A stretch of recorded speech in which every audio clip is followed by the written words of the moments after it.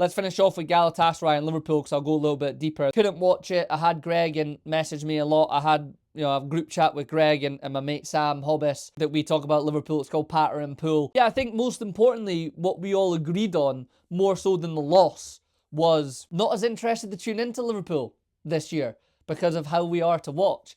And I think that's the biggest indictment and the poorest thing and the worst thing you can be as a team and from the manager, is that you're thinking, you always do tune into it, by the way. Like, you say that, but of course you tune into it. You watch it, right? You're a fan of the team. But the point is more like, if something comes up, with the girlfriend or the wife or socially, you typically are more like, yeah, sure, I'll go to that. I'll check the score on my phone. Do you know what I mean? Rather than, no, I have to watch this game. It's not a debate. That's just not good, and I think that shows where Liverpool are at, and it's been really weird with Slot, and that was his 100th game, and I think if he won, he would have had more wins than Kenny Dalglish in 100 games or in around that, which is a bit of a mad stat. But look, let's be honest, since winning the league, Liverpool have not been great. Since the day of beating Tottenham and winning the league, and from then until now, it's really not been good, and there's loads of mitigating factors that we have all harped on. You see loads on YouTube, injuries and everything, but how Liverpool are playing is down to him and the coaching, and it's not been good enough. But if Liverpool get through against Galatasaray, you've got Anfield and everything, but if I'm being completely honest,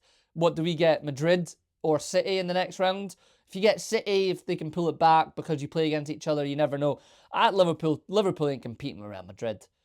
From what I saw last night, no way. And again, the Champions League and Anfield can throw up loads of things, but I just don't see Liverpool doing it. So if we go off how I feel, I think we get knocked out of Europe, if not by Galatasaray, if in the next round. And then he's got a real fight on his hands, Arne Slot, to get into those Champions League places. And yeah, I think he's in a little bit of trouble. I mean, I don't know. Xabi Alonso's the obvious name out there, but, FSG, I think, will look at all the mitigating factors and they'll take that into account. But I think the majority of the fan base is starting to be like, I'm fed up of this and I don't want to keep watching the same thing week in, week out. And again, Liverpool in recent times, and he has to learn this, is built off a high energy. I still think you can be a team that likes to have the ball and dictate the game, but you can still do it quickly and have high energy and have pace to everything.